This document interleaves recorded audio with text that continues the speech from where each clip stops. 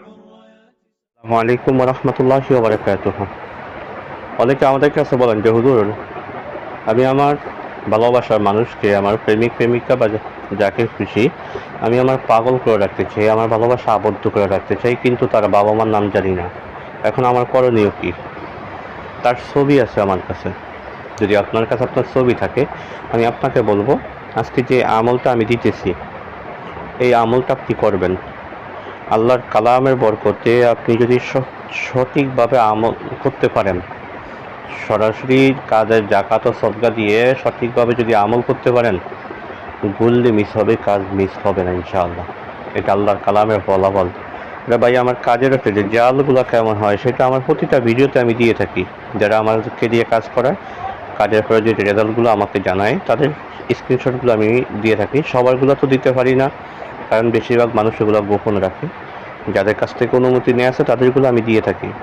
তারপর আপনারা যারা ইউটিউবে আমার কমেন্ট করতেছে ভিডিওতে, সেই কমেন্টগুলো আপনারা দেখতে পারেন। শত শত রিভিউ আলহামদুলিল্লাহ আছে।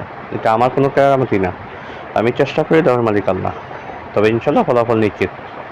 যারা আমাকে দিয়ে কাজ করাতে চান তারা স্ক্রিনে দেওয়া ইমো নাম্বার, হোয়াটসঅ্যাপ নাম্বার দেওয়া থাকে, আমার সাথে যোগাযোগ করবেন। ইনশাল্লাহ গ্যারান্টি সহকারে কাজ করা হবে ইনশাআল্লাহ। তো আজকে যে আমলটা নিয়ে আমি হাজির কথা বলবো সেটা হচ্ছে, আপনি যদি আপনার ভালোবাসার মানুষের নাম, বাবার নাম, মার নাম, কারো নামই না জানেন, কিন্তু আপনি তাকে ভালোবাসেন বা আপনি তার সাথে আপনার সম্পর্ক, কিন্তু তার কাছ থেকে নাম সংগ্রহ করতে পারেন নাই বা আপনি ভুলে গেছেন, তার ছবি আছে, তাহলে আপনি এই কাজটা করেন। ইনশাআল্লাহ সে যেখানে থাকুক আপনার জন্য সাপোর্ট করবে ইনশাআল্লাহ। তা কাজটা কীভাবে করবেন, কখন করবেন? আপনি কাজটা করতে গেলে পবিত্র জুমার দিন, বৃহস্পতিবার দিন যে রাত, জুমার দিন ঈশার নামাজের পরে পাক সাফপ্রাপ্ত অবস্থায় কেবলার দিকে ফিরে সর্বপ্রথম আপনাকে 101 বার দুরূদ শরীফ পাঠ করতে হবে। খুব মনোযোগ সহকারে নিয়মটা আমরা শুনব। আপনি সর্বপ্রথম 101 বার আপনি দুরূদ শরীফ পাঠ করেন।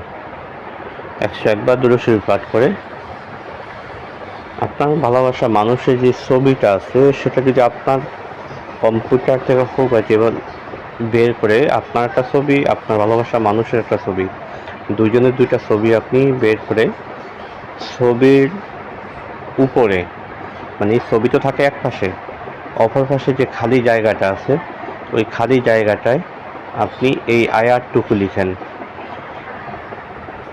আমি স্ক্রিনে আয়াতটুকু দিয়ে দিই।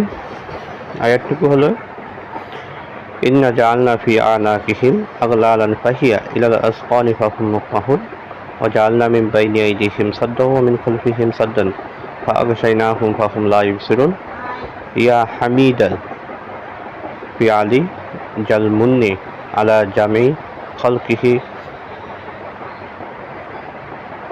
বুলতফিহি ইয়া হামিদ।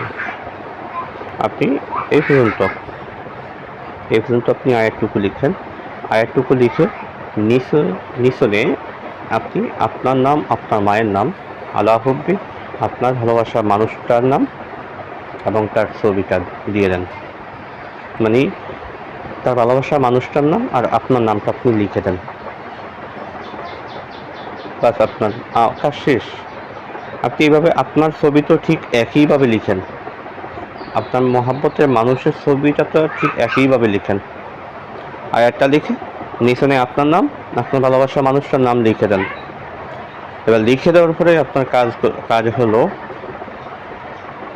আমি আপনাকে, আমার কাছে এখন বর্তমানে ছবি নেই, এই জন্য বা যেগুলো আছে ওগুলো প্রকাশ করা যাবে না, কারণ এটা তো গোপনীয়তা। এটা ছবিগুলো প্রকাশ করাটা ঠিক হবে না বিদায় আমি আপনাকে একটা কাগজ দিয়ে আমি উদাহরণ দেখাই কীভাবে কী করবেন। মনে করেন এই ছবি,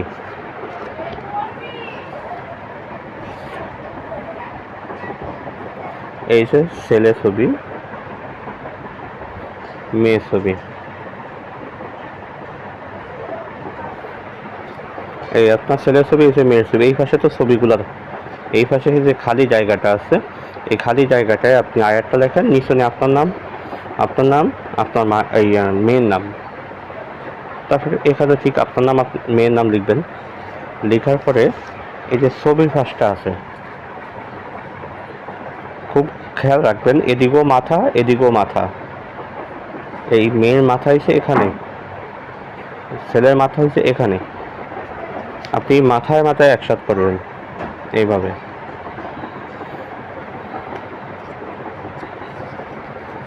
আমি আবার দেখেন, এই মাথায় মাথায় একসাথে একত্র করে এটাকে সুন্দরভাবে তাবিজ আকারে বানান। তাবিজ আকারে বানিয়ে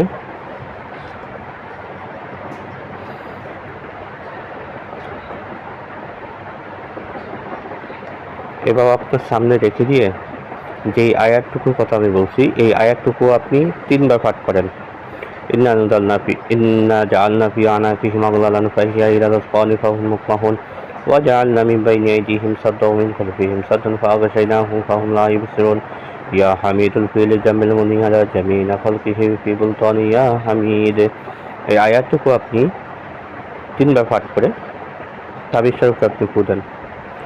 তারপর আরেকটু কাজ আছে, সেটা হচ্ছে আপনি সূরাতুল ইয়াসিন পুরাটা একবার পাঠ করে যদি একবার ফু দিতে পারেন, কাজের শক্তি আরও বেড়ে যাবে। আর যদি সূরা ইয়াসিন পুরাটা পড়তে না পারেন, শুধু এই আয়াতটুকু পড়ে আপনি ফু দেন। যে কাজের একটা সরকার রয়েছে, জাকাত রয়েছে, সেটা যারা কাজের অনুমতি চান, এটা খুব মারাত্মক একটা কাজ, সবাইকে অনুমতি দেওয়া যাবে না। যারা অনুমতি চান তারা আমার সাথে স্ক্রিনে যোগাযোগ করবেন, ইমো নাম্বার বা হোয়াটসঅ্যাপ নাম্বারে। ইনশাল্লাহ আমি তাদেরকে অনুমতি দেবো ইনশাল্লাহ। তো আপনি কাজটা তাবিজটা পেঁচানোর পরে এই তাবিজটা আপনি যে কোনো মুসলমানদের কবরে আপনি গেড়ে দেন। মুসলিমদের কবরে, যে কোনো নারী হোক পুরুষ হোক, যে কোনো মুসলিমদের কবরে আপনি গেড়ে দেন। যেদিন গেড়ে দিবেন সেদিন থেকে সর্বোচ্চ 72 ঘন্টা এর ভিতরে ইনশাল্লাহ মেয়ে আপনার জন্য চটপট করে চলে আসবে। যেভাবে আপনার ছবি মেয়ের ছবি একত্র করা হলো, ঠিক সেইভাবে মেয়ে আপনার সাথে এইভাবে থাকার জন্য যে পাগলের মতো ছুটে যাবে ইনশাল্লাহ। আজকে আলোচনাটা এই পর্যন্ত থাকবে। দেখা হবে পরবর্তী ভিডিওতে, সে পর্যন্ত আমার সাথেই থাকেন। ওমা তৌফিক ইল্লা বিল্লাহ। আসসালামু আলাইকুম ওয়া রাহমাতুল্লাহি ওয়া বারাকাতুহু।